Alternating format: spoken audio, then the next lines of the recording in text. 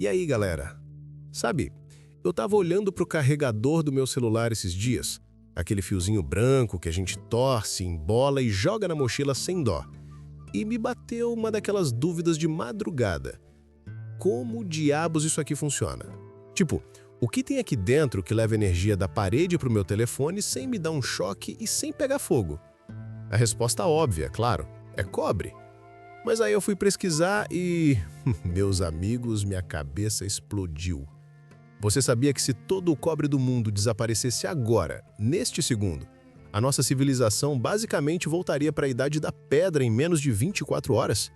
Não teria luz, não teria internet, seu carro não ligaria e até a água da sua torneira pararia de jogar. O buraco é bem mais embaixo. Nas próximas dezenas de minutos, eu vou te contar uma história que envolve um vírus assassino sendo derrotado por uma maçaneta, uma ilha inteira que afundou porque cavaram demais atrás desse metal, e como o cobre foi descoberto. Pasmem, porque alguém na pré-história gostava de pedrinhas verdes e bonitas e resolveu jogar uma na fogueira para ver o que acontecia. Sério, a gente deve toda a nossa tecnologia a um erro de decoração de caverna. E segura essa. Só no ano passado, o mundo consumiu mais de 25 milhões de toneladas de cobre. Para você ter uma noção visual do que é isso, imagina a Torre Eiffel. Agora imagina 2.500 Torres Eiffel, feitas de cobre maciço, derretidas e transformadas em fios todos os anos. É muita coisa. E, curiosamente, você tem uma mina de ouro, ou melhor, de cobre, aí nas gavetas da sua casa agora, naqueles cabos velhos que você jura que vai usar um dia. Mas fica comigo até o final, porque a parte mais louca não é como a gente tira ele da Terra, mas sim como o cobre pode ser a chave para salvar a humanidade de pandemias futuras. É bizarro e incrível. Vamos nessa? Parte 1. O erro que mudou a história.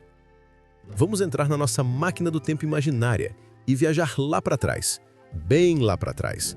Estamos falando de cerca de 9.000 a.C. O lugar, uma região montanhosa no que hoje é o Iraque e a Turquia, conhecida como Crescente Fértil. Imagina a cena, não existe metal. As ferramentas mais high-tech que existem são pedras afiadas e ossos de animais. Você é um humano do Neolítico e está andando perto de um riacho e vê uma pedra estranha. Ela não é cinza ou marrom como as outras, ela é verde brilhante, linda, meio mágica. O nome dessa pedra hoje a gente sabe que é malaquita, mas para aquele humano era só uma joia incrível. Agora, aqui entra a teoria mais aceita pelos arqueólogos sobre o momento eureka. Provavelmente, esses humanos coletavam essas pedras verdes para fazer colares ou apenas decorar o acampamento. Numa noite fria, alguém deve ter deixado cair uma dessas pedras dentro de uma fogueira muito quente, daquelas com bastante carvão e soprada pelo vento forte. No dia seguinte, quando foram limpar as cinzas, surpresa! A pedra verde tinha desaparecido. No lugar dela, tinha uma poça solidificada de um material avermelhado, brilhante e estranho. E o mais louco, diferente da pedra, se você batesse nesse negócio novo com um martelo, ele não quebrava. Ele amassava. Ele mudava de forma. Imagina a cabeça desse cara. Caramba! Achei uma pedra imortal.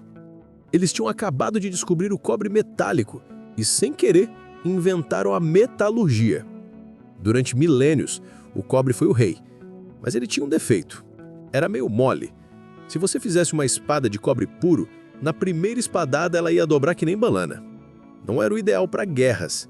Foi aí que alguém teve a brilhante ideia, de novo, provavelmente meio sem querer no início, de misturar esse cobre derretido com outro metal esquisito, o estanho. O resultado foi uma liga muito mais dura e resistente, o bronze. E isso foi tão impactante que a gente batizou uma era inteira da humanidade de Idade do Bronze. Mas o pai de tudo isso foi o nosso amigo cobre. Temos que falar de um personagem famoso nessa história, o Otzi. Conhece o Otzi? Ele é aquele homem do gelo, uma múmia natural de 5.300 anos encontrado nos Alpes, entre a Itália e a Áustria, em 1991. O Otzi é uma celebridade arqueológica, mas o que chocou os cientistas foi o que ele carregava: um machado. E não era de pedra. Era um machado de cobre incrivelmente bem feito, fixado com couro e piche de bétula. Em 3300 a.C., aquele machado era o equivalente a andar com um iPhone 15 Pro Max na Idade Média. Era um símbolo de status absurdo. Ter cobre significava poder. Parte 2. A odisseia de como é feito hoje. Beleza, pulamos de volta para o presente. Se o Otzi visse como a gente pega cobre hoje, ele teria um infarto. Esquece aquela pedrinha verde na fogueira. O processo hoje é uma operação de guerra em escala planetária. Vamos viajar para o Chile. Por que o Chile? Porque o Chile é a Arábia Saudita do cobre. É lá que fica a mina de Escondida, a maior do mundo. Imagina um buraco no chão. Não, maior. Maior ainda. O negócio é tão gigantesco que tem mais de 4 quilômetros de comprimento e quase 1 quilômetro de profundidade. Se você colocasse o Burj Khalifa, o prédio mais alto do mundo, dentro desse buraco, ele quase não apareceria para fora.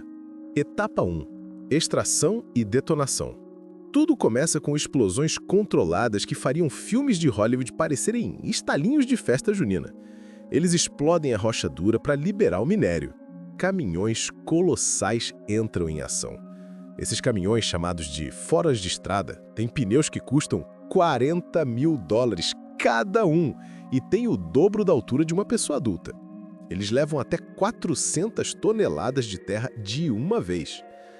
Mas calma, aqui tem um segredinho da indústria: a maior parte dessa terra é inútil. O minério de cobre hoje em dia é pobre. Geralmente, para cada 100 quilos de pedra que eles tiram, menos de 1 quilo é cobre de verdade. O resto é lixo. É como ter que comer 100 melancias inteiras só para achar uma única semente que presta. Etapa 2. Moagem. As pedras gigantes vão para trituradores que mastigam granito como se fosse bolacha, água e sal. O objetivo é transformar montanhas em pó. Literalmente um talco fino. Etapa 3. Flotação. Essa é a minha parte favorita. É aqui que a mágica química acontece.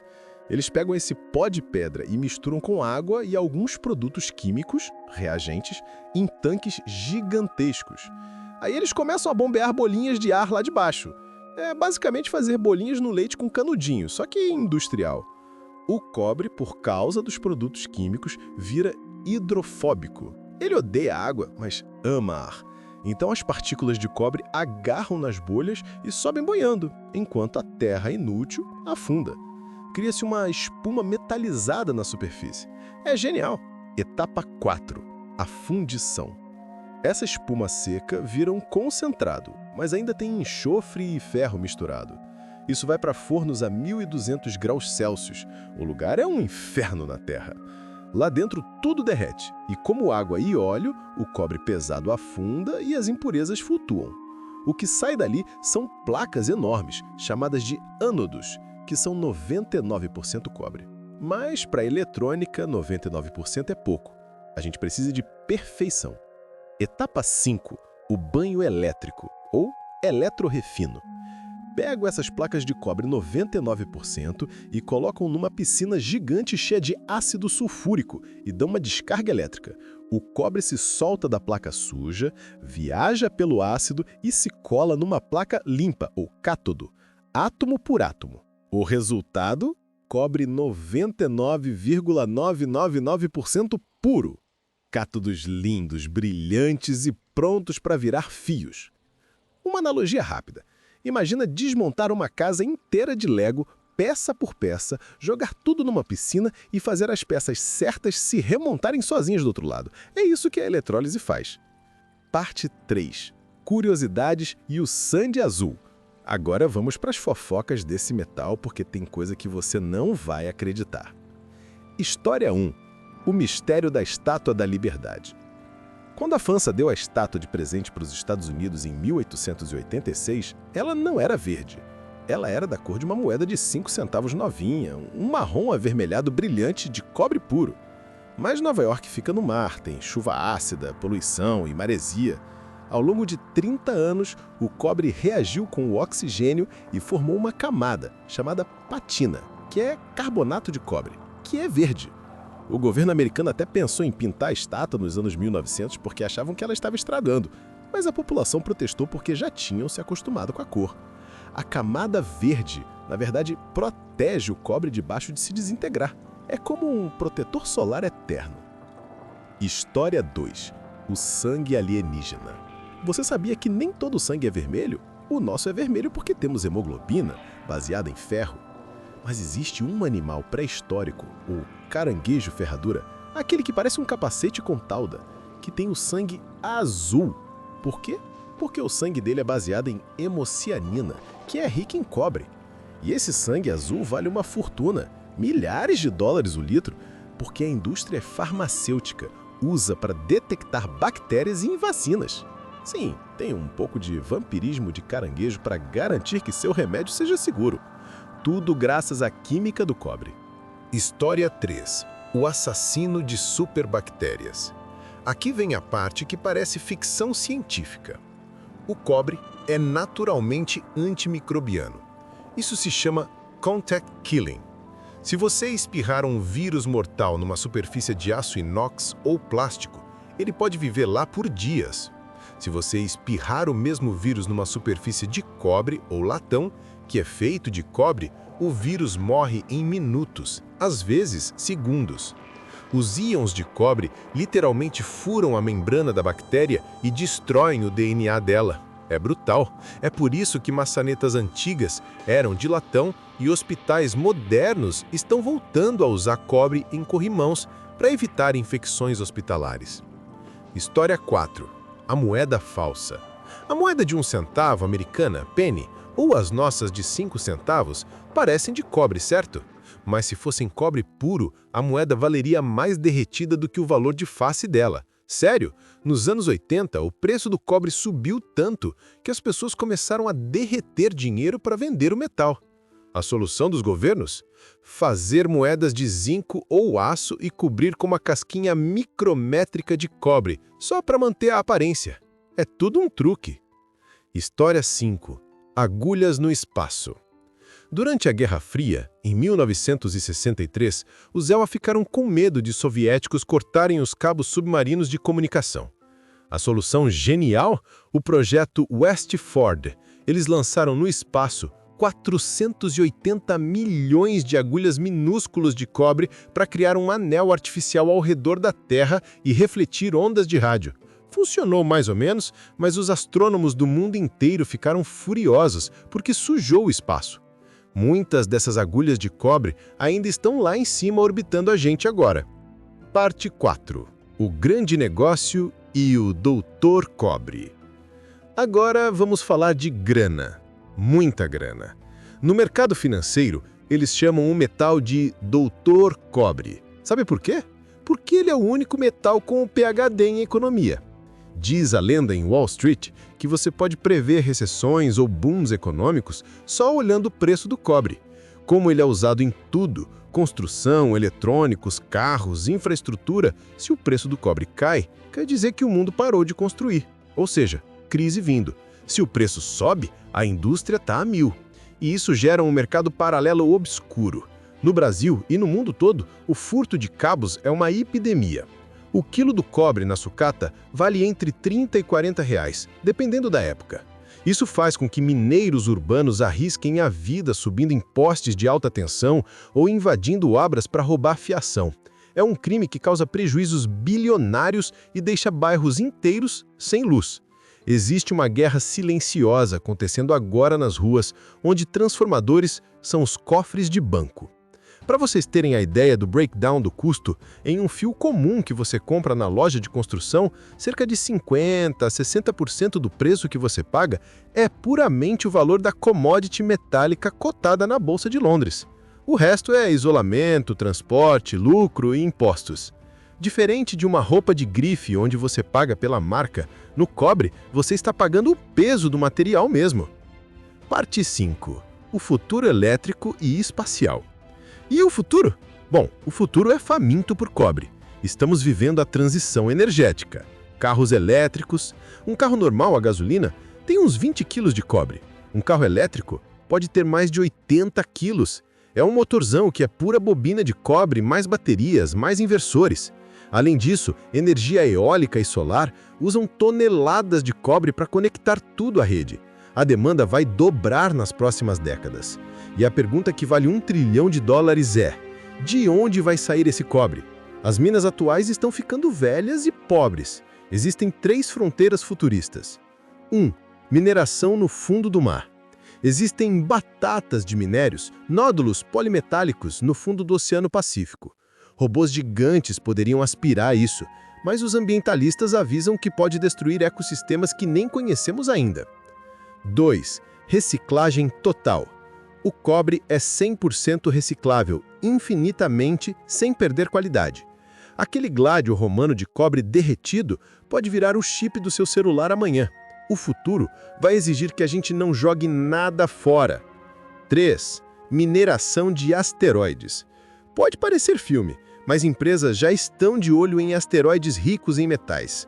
Trazer uma rocha espacial cheia de cobre puro poderia colapsar a economia ou nos dar recursos infinitos. Conclusão: o fio invisível. Ufa, quem diria, hein? Começamos falando de um fio de carregador e acabamos no fundo do mar e no espaço sideral. Recapitulando nossa jornada, vimos como um erro na fogueira em 9000 a.C. criou a civilização. Passamos pelas explosões colossais no Chile, descobrimos que o sangue azul vale ouro e que a Estátua da Liberdade está usando o protetor solar verde. Então, da próxima vez que você ligar o interruptor da luz no seu quarto, gasta um segundinho para pensar nisso. Atrás daquela parede tem um fio de cobre. Esse fio veio de uma rocha explodida a milhares de quilômetros, foi moído, banhado em ácido, esticado e viajou o mundo só para que você pudesse ter luz instantânea com um clique. É uma cadeia de eventos quase milagrosa, conectando a geologia da Terra com a nossa tecnologia. O cobre não é só um metal, ele é o sistema nervoso da humanidade. Sem ele, o mundo fica escuro, frio e desconectado. E agora você sabe exatamente o porquê. Se você curtiu mergulhar nessa história comigo, já sabe. Esmaga o like como se fosse um britador de minério, porque isso ajuda demais o canal a continuar garimpando essas histórias. E me conta aqui nos comentários, que outro objeto básico da sua casa você desconfia que tem uma história épica por trás? Vidro? Plástico? Café? Comenta aí que eu leio tudo. Semana que vem, a gente volta com a história bizarra de como descobriram o alumínio.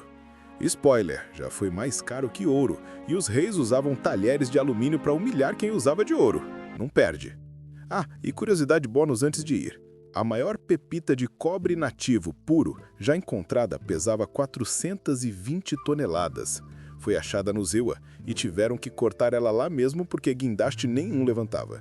Imagina tropeçar nisso. Valeu, pessoal, até a próxima!